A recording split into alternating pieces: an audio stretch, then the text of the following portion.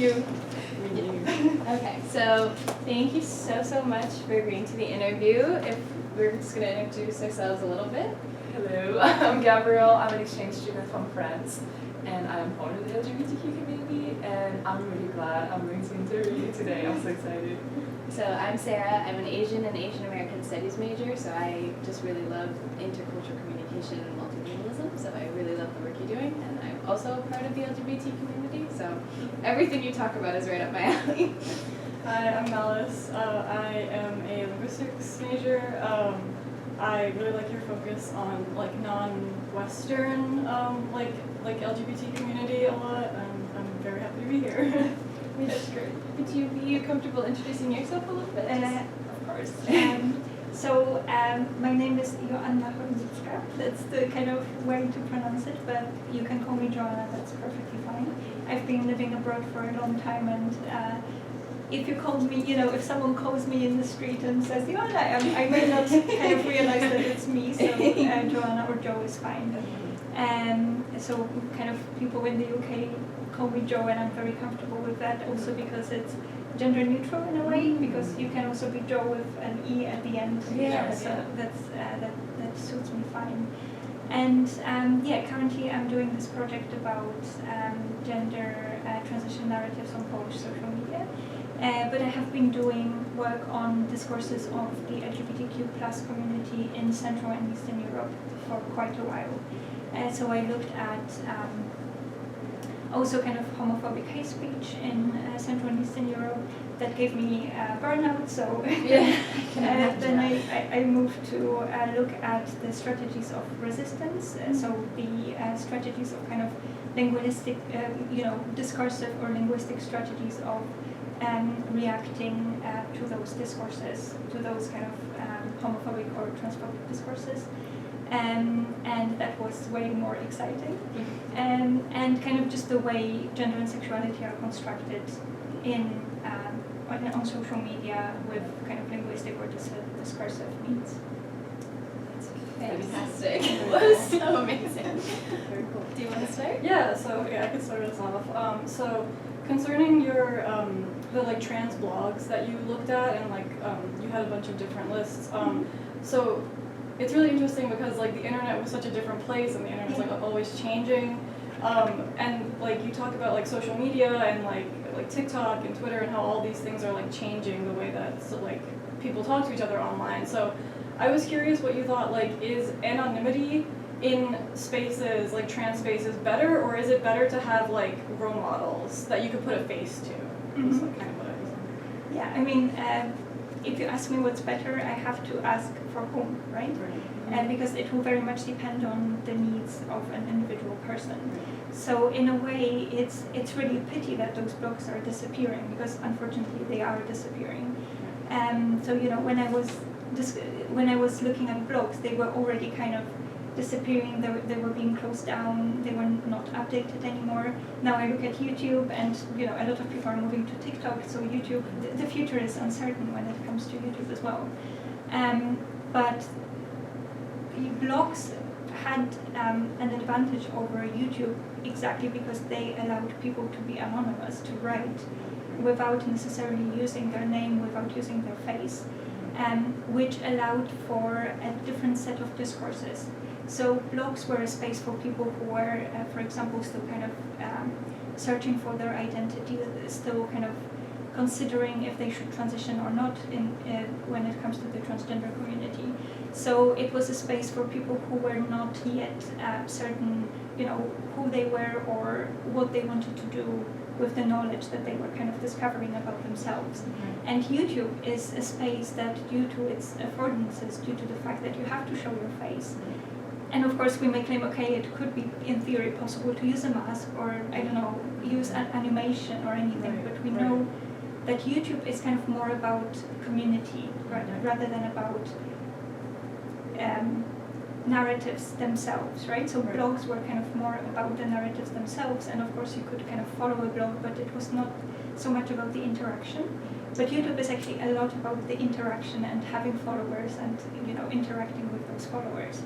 And you are not going to have followers if you do not present your authentic self on YouTube. So this means that only people who are out, who have figured it out, who are comfortable showing their face, who are comfortable showing their trans identity, this is a space for them, right? So it definitely provides role models, but it gives the impression that, that they have figured it out and that they are kind of very together and that they haven't necessarily struggled with their identity, which could have been the case. So that's why it's a pity that blogs are disappearing, because it's a kind of phase that we are not seeing anymore, right? So we are kind of arriving right into this space that is occupied by activists who are very together and who have it all figured out. And so we are not giving the space to people who are still struggling and trying to figure it out. That actually does lead a little bit into a question that I have for you, because you talk a little bit about expertness and how people kind of go to social media looking for that space and looking for sometimes answers to just the things that they're feeling.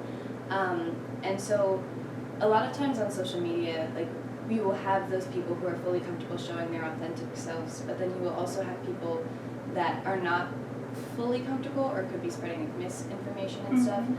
How, like, what constitutes proper expertness? Because there's like personal narratives, there's educational, there's like what you've been relayed through your own medical experiences and things like that. Like, is there a way to distinguish between just safe spaces for people to go and find the community, but also a way to differentiate where to find like information that can help them and like won't be like a misinformation, if that makes sense? Yeah, that's a bit of a tricky question, because as a linguist or kind of discourse analyst, I do not really kind of define, I do not have the tools to define who is an expert, who is not an expert. What I do in my studies is look at the way people discursively claim expertness. So how do they use language to create that identity or to position themselves as experts? So that's what I can do. But I think just kind of thinking, about this question, which is not part of my research, but just to do justice to that question, I think that there's a role that community plays in here, because it's the community that kind of verifies who is an expert, and there is a lot of interaction, a lot of intertextuality on social media, which means that certain people will be kind of referred to by other people, and followers on YouTube kind of recognize who is the legitimate kind of source of information just by the fact that they are being referred to by other people, and that there is this kind of network that is being created.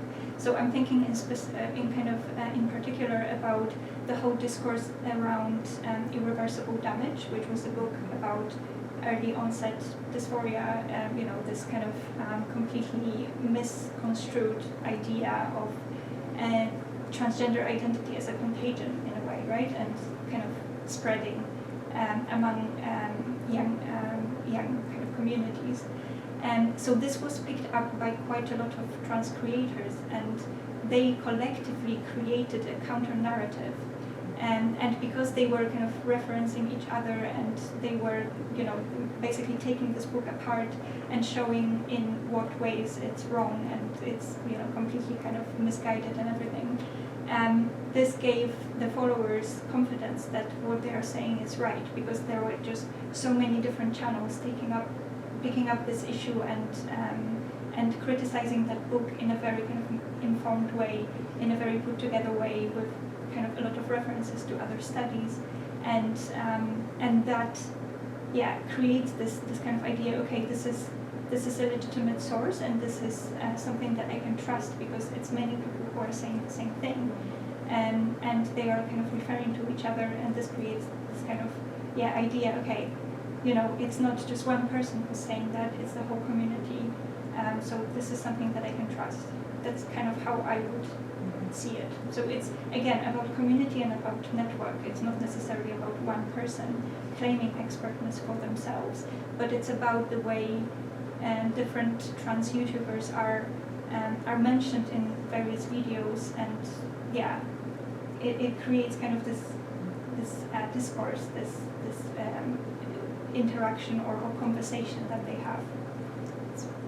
Perfect. Thank you so much. And going off of that, there in queer online spaces, there are a lot of specific scientific work that are being Mhm. used, for example, dysphoria, Mhm. that are not being used by experts, but being used by the community. Mhm. And knowing that more and more of our life is going to be online and with children Mhm. going earlier and earlier on social media and queer space and having that opportunity, does it mean that on the one hand we're going to see a rise of people using those terms, or does it also mean that we're going to see the rise of not so fun side, for example, transmedicalism that Mhm. took the term by storm because they had access to those type of Mhm. terminologies? Yeah, it's a very good question. And so I think that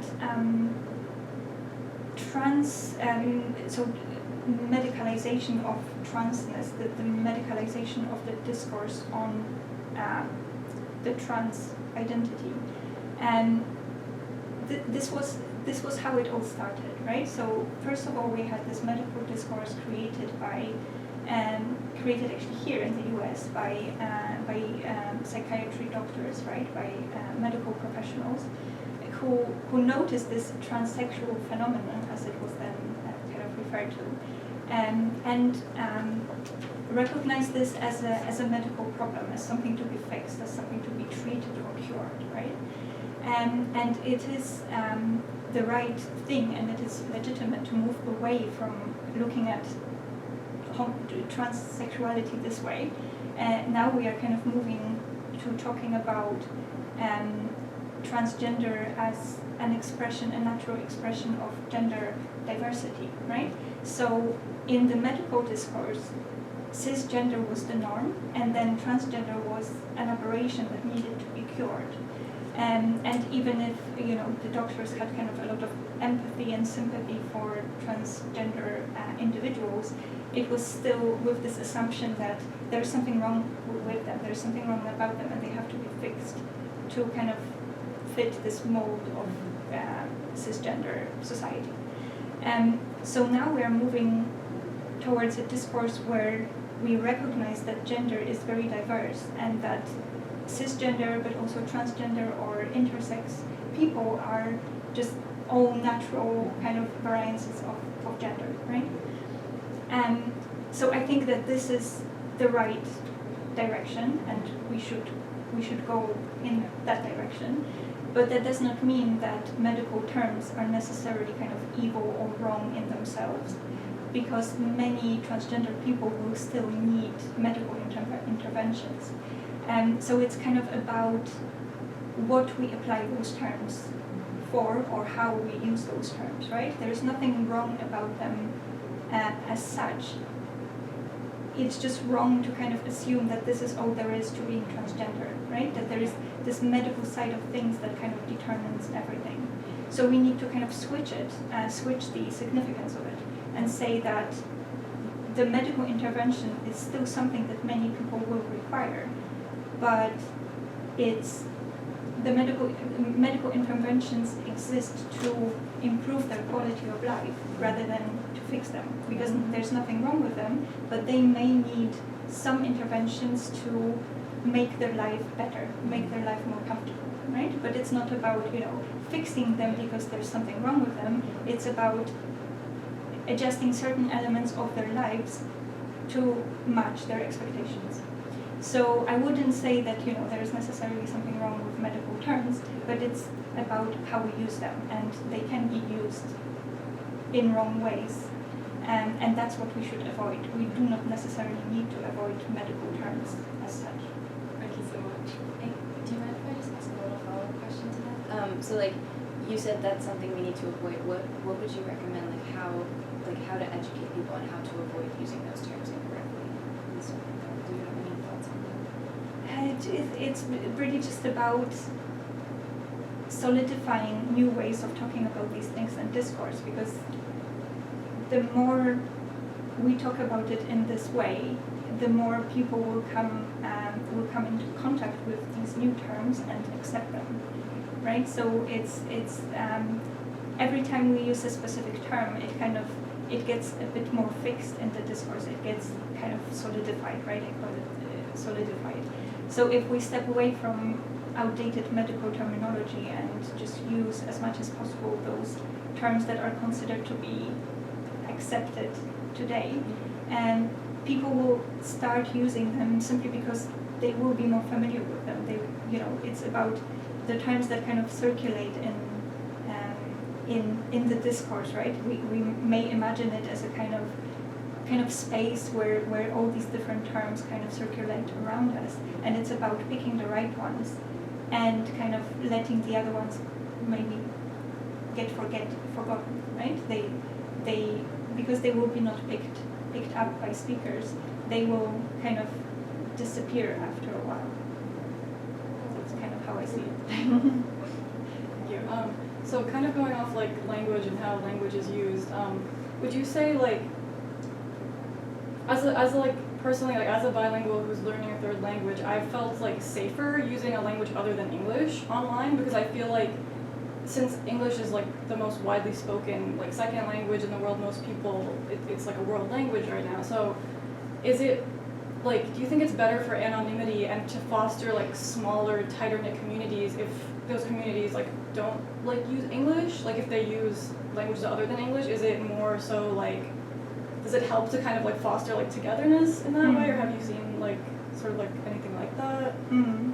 That's actually a difficult one, I think, because in most studies that I'm familiar with, it's English that is associated with anonymity, simply because it's so large, and also it's, for most speakers, it is a second language, right? So there are more second language speakers of English than native speakers of English. Right. So they will often kind of use English in those online spaces specifically to be anonymous and to interact with a larger community that allows them to kind of disappear, because it's simply so large that you can be yourself, you can be out, but at the same time you're kind of protected by the sheer size of this community. And there is actually a lot of exciting work in the field of minoritized languages, because for LGBTQ+ speakers of minoritized languages, those communities are so tiny. Many minoritized languages have, a few hundreds of speakers, so they all know each other, right? And if you attempt to talk about these things in that minority language, you may be recognized. And that's kind of, the risk associated with doing that. It may be different if you're coming from outside, but they also know kind of new speakers who are coming into that language community, right? So it's usually the large languages, English, Spanish, Chinese, that are associated with anonymity, simply because it's such a large population. But the second part of your question about kind of close-knit communities, yes, definitely smaller languages will foster that. And smaller languages can offer spaces of togetherness, spaces of kind of families of choice, right?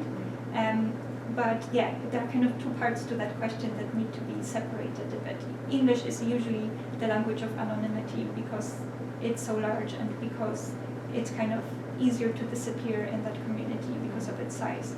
But then when it comes to building close-knit communities, smaller languages will be more conducive to that. Thank you, very interesting. Thank you. And so because a lot of like terminology is often borrowed from like those majority languages, like you said, do you see kind of a difference in how people use this terminology on platforms that also offer anonymity? So like Google and like all these beautiful social media sites like TikTok and YouTube and all of that.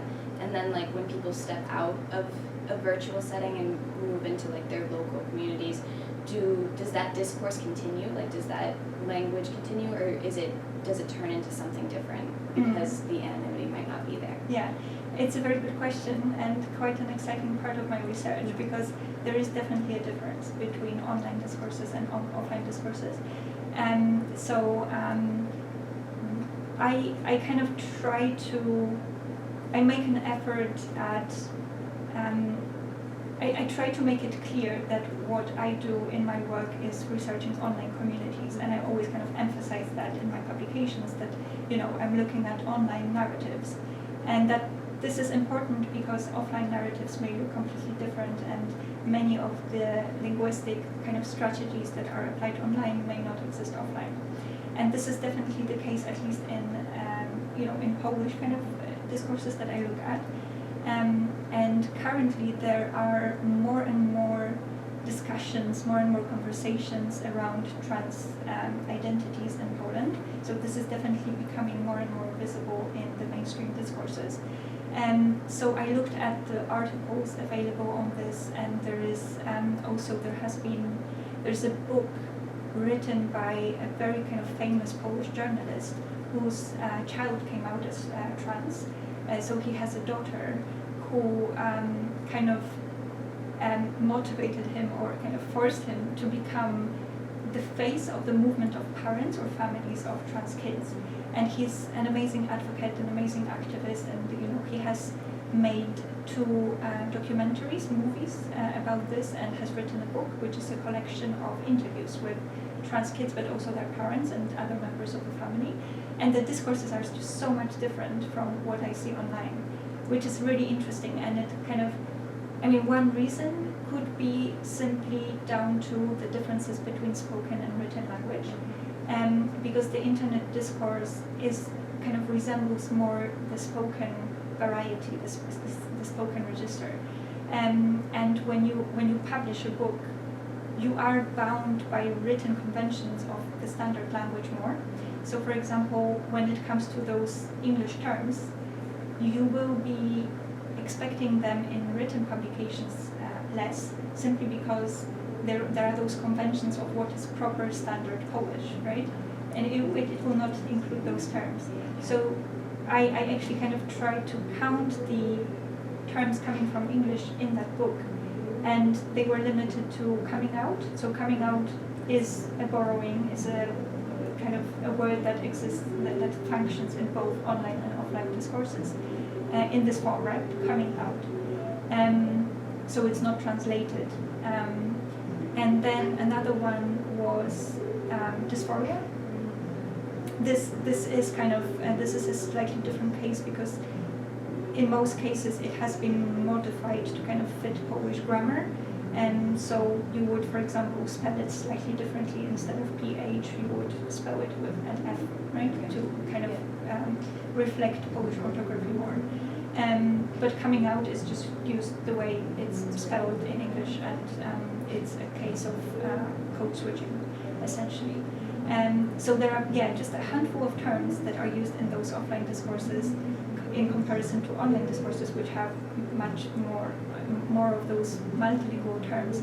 But I think it might be really just a function of the written register and the kind of standard language that is expected in those publications. But there are also some terms when it comes to mainstream LGBTQ+ discourses that differ from what we see in online, specifically trans discourses. So for example, I mentioned coming out, right? And the kind of mainstream LGBTQ+ term for that is the Chojnicka, which means to come out of the closet. So it's a direct translation of the English to come out of the closet, but they don't use the English coming out, while the transgender community does. So it's kind of an example of how that may differ. That is so cool. That is really interesting. I didn't know that. Oh my gosh. Following up on that, with Poland and Polish in the Polish language, one of your essays, for Paradigm 8, if I pronounce that correctly, came out in 2020, and in the same year in Poland, there was the Polish government decided to enact the law of LGBT-free zone. And I wanted to know first if that decision impacted in any way the writing, made you rewrite certain part, made you rethink the way you would communicate certain data. And also some argue that they decided to pass this decision because what they call pro-liberation is becoming intrinsically tied to rainbow capitalism, and so wanted to keep the integrity of the country and what they represent in a way. So what do you think about that? There's a lot to unpack in this question. Yes, there is. quite many disclaimers at the beginning. So first of all, it takes about 2 years to publish an academic paper, right? Okay. So it was actually written probably about 2017-18. And so by the time it was, by the time that those LGBTQ free zones were announced, the paper was, I mean, on my side it was finished. And so that's a simple answer to that question. No, it didn't affect it in any way. But the second thing that I need to unpack here is that it was in Poland making that. It was local governments declaring themselves to be LGBT-free zones. And it's not, so, you know, it's important to know that Poland is not a federal union kind of state. So the national government has all the power basically, and local communities, local councils, governments, and they, you know, they can decide where to plant trees and things like that, but they cannot make changes in law, right? And so the fact that some local councils declared those zones does not really mean anything in the legal sense. And that's the kind of second point that I wanted to make. These are kind of declarations that they proclaimed, that they signed, but it's not, it does not have any meaning in the legal sense. It's, I mean, of course, as a linguist, I know that words have a lot of meaning, a lot of significance, and that it's very important, and it has real consequences for people's lives. But it wasn't a law, right? It was just kind of a declaration that this is, to be precise, LGBT ideology-free zone, whatever that means, right? And so, you know, it wasn't that, I don't know, they were expelling LGBT people living in those places. And the reason for that, according to those councils, was to emphasize that they support traditional family values. And so it was really more about declaring their affiliation to the Catholic Church and to a very traditional and normative understanding of family. But again, it's just kind of on the level of discourse, right? So it's a declaration that has absolutely no meaning in the legal sense. And of course, that doesn't mean that it did not hurt people, that it did not harm people living in those places. And it had also some kind of real life consequences for those councils whose funding from the EU was threatened, right? So basically, the European Union said, if you keep those declarations, we will pull your funding essentially. And actually, many councils then kind of went back on that and scratched those declarations. Some still kept them. And in reaction to that, the EU announced itself as a whole as a LGBT support zone or acceptance zone. So that was quite interesting. And I know that there have been also quite a lot of artistic and activist projects arising from that. And so that's how it may have kind of arrived here through those artistic and activist projects that were that kind of were born in opposition to the adoption of those declarations. Thank you so much. I was not able to find this level of in-depth explanation, so I love that. Thank you so much. So would you say that kind of relates back to your research on like resistance? And yet, because I've been doing a lot of reading on resistance in China, but that's more specific to like ethnic resistance, not necessarily within the LGBT community. So I am a little bit curious, like I don't know necessarily where you've based your research on resistance, but what are some of the patterns that you've seen in linguistic resistance for the LGBT community? Like, what are the main ways that you've seen that come out in the community? Really good question. So I've looked at reframing strategies. So these are linguistic constructions where you kind of take the argument, or you take the statement, and you reframe it. And there are kind of in my work I found 5 kind of main patterns of doing that that all have kind of different effects, right?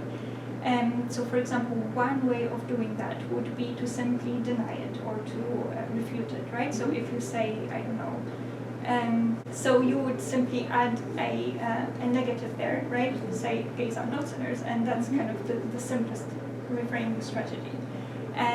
But there are of course also kind of more complex strategies, some of them that on the surface seem not to really oppose the argument made or the statement made. So you could instead kind of pretend that you're taking that argument that you consider to be valid, but then you kind of take it further to show how utterly ridiculous it is. So basically, you know, if you're, I have to think about an example, because this is a question that was not on the list, so I have to prepare it. Can I give an example? Like, so like if I was to say, oh yeah, gays are sinners, and so are people who eat shrimp, like something like that. Like, is that what you mean? Because I kind of take it. This would be something else. Okay. So I based this research on memes and kind of YouTube videos or other kind of social media contributions, posts that are that have those kind of parodic or sarcastic or comedic effect. And so, for example, there was a brilliant video where you may know it. I think it's actually from here, from the US, where a husband comes back home to his wife, and he says, "Oh my God, they've done it! They made gay marriage legal." And then the wife drops the plate that she was cleaning. You know, it breaks, shatters into pieces. And she says, "Oh my God, now we will have to get divorced, and I will have to marry a woman, and you will have to marry a man." And then there is this little girl that kind of, she's listening to this conversation, and she approaches the parents and asks, "Does this mean you will not love me anymore?" And then the parents say, "We just don't know." So this is an example of kind of taking the argument seriously and then just exposing how ridiculous it is if you kind of take it to its logical conclusion. And so, yeah, obviously no one is claiming that if you introduce marriage equality that, you know, it will mean that all heterosexual couples will have to break up, and it's an absolutely ridiculous statement, right? So rather than opposing it, you can just take it at face value and, you know, kind of just base your story, your narrative on it, and show in the end that it just does not hold. It does not make any sense, right? If we kind of build an entire story on it. Thank you so much. Thank you so much. So incredible. Thank you for having me. No, your research is just fantastic. It's so amazing. I'm so I excited. loved it so much.